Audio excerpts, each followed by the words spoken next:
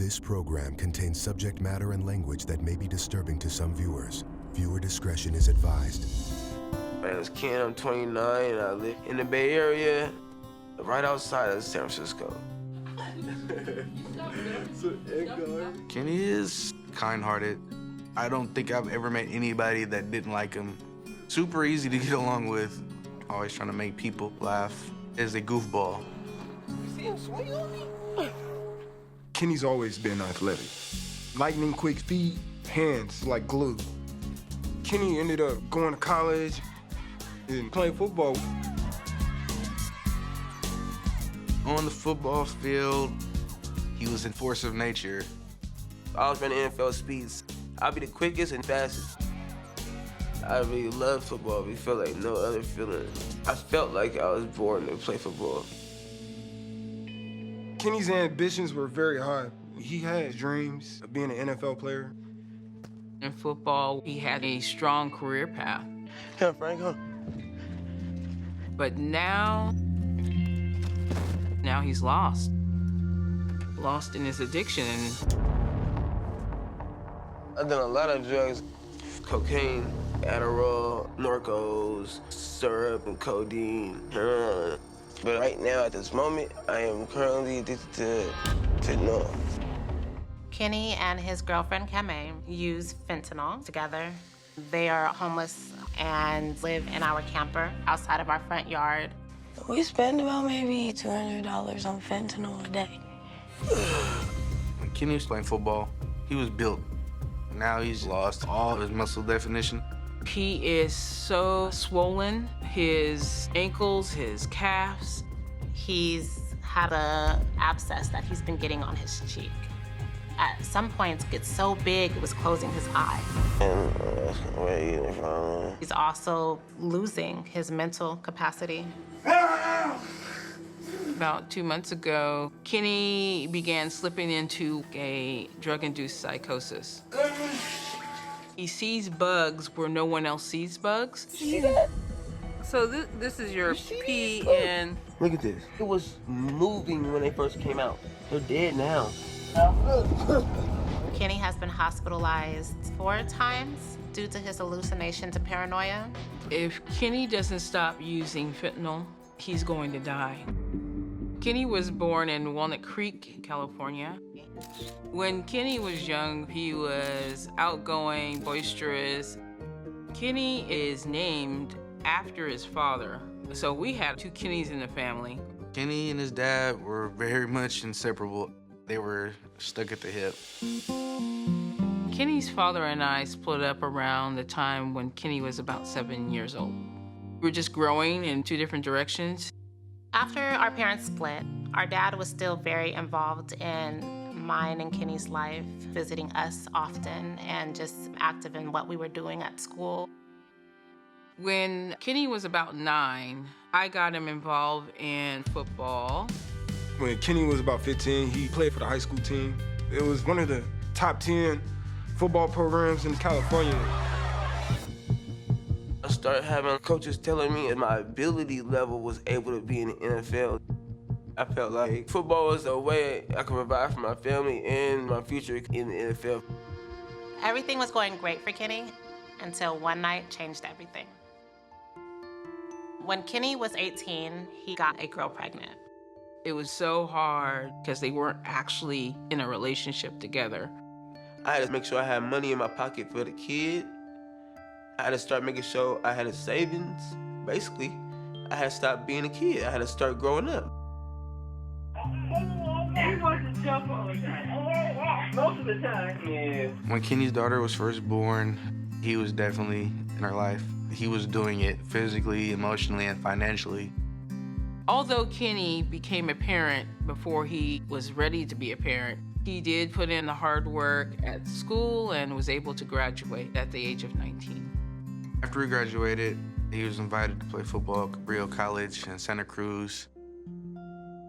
I felt like I had to choose between seeing my daughter or Santa Cruz.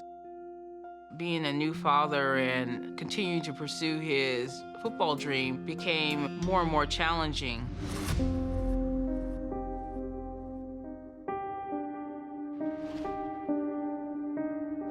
I just didn't know how to juggle all of it.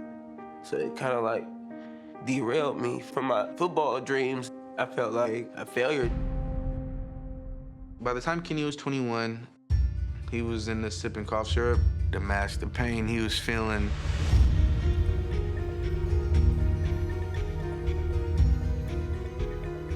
I did the cough syrup, so I tried to cope with my mistakes that turned into responsibilities. At the same time, he wanted to be more of a parent to his daughter, so he decided that it would be a better idea for him to go live with his father in Sacramento, to maybe find his footing and to spend a lot more time with his daughter. For a long time, my father was dealing with type 1 diabetes, and it caused a lot of problems for him. Didn't have a lot of energy, not a lot of patience. So Kenny and his dad were having a lot of friction. Yeah, me and Pop had fallen out because he would always want to argue with me, and it kind of blew my mind how he would just come at me sometimes, to a point where I was separating myself from him. When Kenny was 23, he moved out of the house and ended up living out of his car for quite a while. And then when Kenny was 25, his father suddenly passed away. His diabetes ended up killing him. I was confused, and I felt hella miserable. Last time I see my dad, we was mad at each other to a point where he didn't want to call me his son anymore. After Kenny's dad passed away, Kenny kind of became a shadow of his former self. He did start going downhill. He was very manic, talking really fast. I didn't entirely understand it until about 5 years ago, Kenny was arrested for possession of methamphetamines. I then realized that he was selling. I believe that drugs mask the guilt about not being there for his daughter. What's up with y'all? I want to socialize a little bit. You ain't got my knife, huh? Hell no. After that, I handle a few business things like to sell marijuana and make a couple hundred or something. It is extremely dangerous to be in the Tenderloin. There's a lot of drug dealers standing around on the corners. Anything can happen to him just by being in those areas. Where's his daughter at now? His daughter is currently in Sacramento. But he doesn't have a relationship with her, right? That's correct. Not because he hasn't tried, though. The last time Kenny saw his daughter was about 6 years ago. If I couldn't see my daughter, I would tell her that I love her the most in the world, hands down. And I just cherish all the times we had. All right, Michael, they're arriving out front.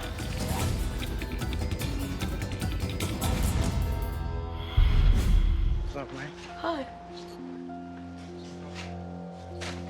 As you come over here, what's up with it? What the heck? When did you get here? I didn't come out the cut. Oh, everybody named Mama? First, I want to tell you that I love you so much. I've missed so many moments with you because of drugs. You deserve all the good things this world has to offer. I don't want you to die. I am begging you to take this offer of help. You have nothing to lose, but everything to gain. Although I love you with all my heart, I will no longer stand by and allow you to slowly kill yourself.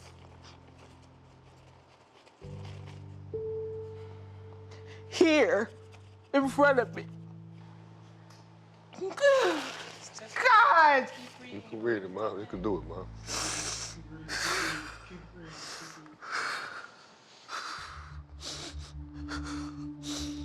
I have new boundaries. If you do not take this offer of help, I will remove the trailer from the property and close the family house.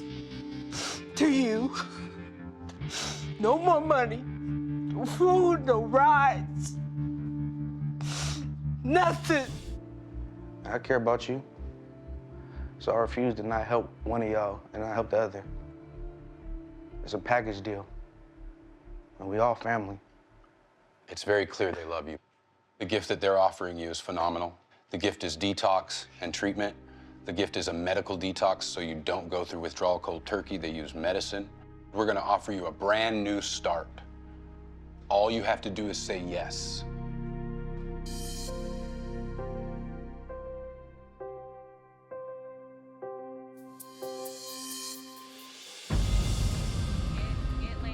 I'm going outside.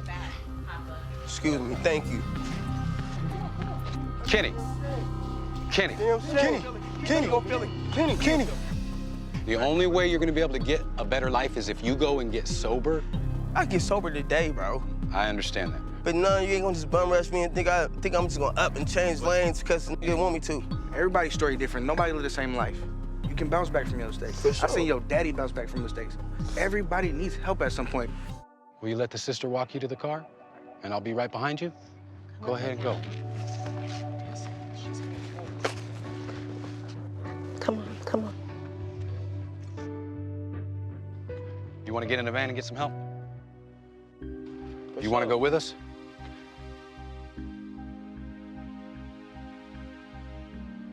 Let's get in the car and go. You want to go? Let's go. Come on. I love you. I love you, cuz. Oh, you guys did it. Woo. You did it.